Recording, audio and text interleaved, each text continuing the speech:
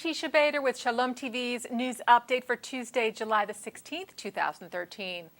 Israeli Prime Minister Benjamin Netanyahu reacted to the European Union's decision today, which bans cooperation with Israeli entities beyond the Green Line. As you may have seen on IBA News, the EU issued its statement today in response to new European Commission guidelines, which were published on June the 30th.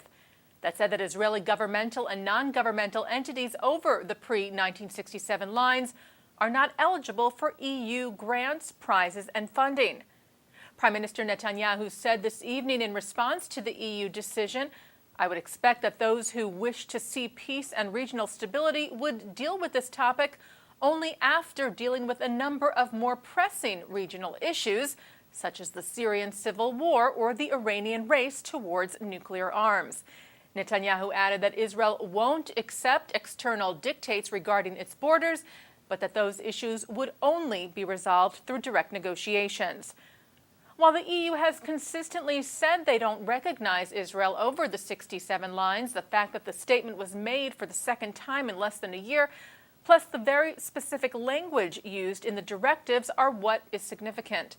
A senior Israeli official told Haaretz earlier today that the ruling was an earthquake which unprecedentedly turns, quote, understandings and quiet agreements that the union does not work beyond the Green Line into formal binding policy. Leaders of the reform and conservative movements in the U.S. are once again calling for the compassionate release of Jonathan Pollard after meeting with him last week. President of the Union for Reform Judaism, Rabbi Rick Jacobs, Director of the Religious Action Center of Reform Judaism, Rabbi David Saperstein, Executive Vice President of the Conservative Movement's Rabbinical Assembly, Rabbi Julie Schoenfeld, and RA past President, Rabbi Alvin Birkin, issued a statement yesterday calling for Pollard's clemency. The leaders met with Pollard for 2 hours last Thursday at the federal prison in Butner, North Carolina, where they said they found him in frail health due to his long incarceration and the many physical ailments which he suffers from. The statement they released said the rabbis reassert more strongly than ever that Pollard's release is overdue. Hearing the painful narrative of his long years in prison renewed their determination to help secure his release.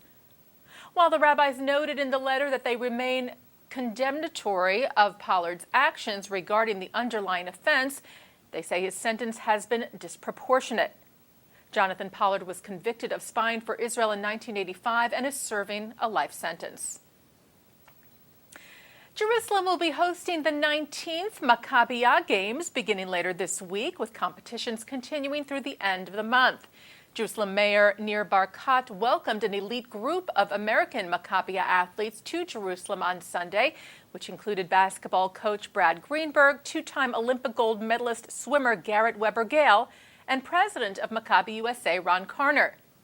The U.S. is sending over 1,000 athletes to the Games this year, many of whom said this was their first time in Israel. And Israel's immigrant absorption ministry is hoping that some of these athletes might consider staying. The ministry announced on Sunday that it will offer special assistance and benefits to people who make Aliyah to Israel following the Games. Minister of Immigrant Absorption Sofa Landver told the Jerusalem Post, "Following previous games, hundreds of Olim moved to Israel, and this time we decided to build a special program that meets the unique needs of these athletes. The assistance will include academic studies and specific sports-oriented assistance, such as helping athletes acquire the appropriate professional language they need. The 19th Maccabiah Games will include the participation of close to 9,000 Jewish athletes from over 70 countries around the world. Opening ceremonies of the Maccabiah Games take place this Thursday at Jerusalem's newly remodeled Teddy Stadium."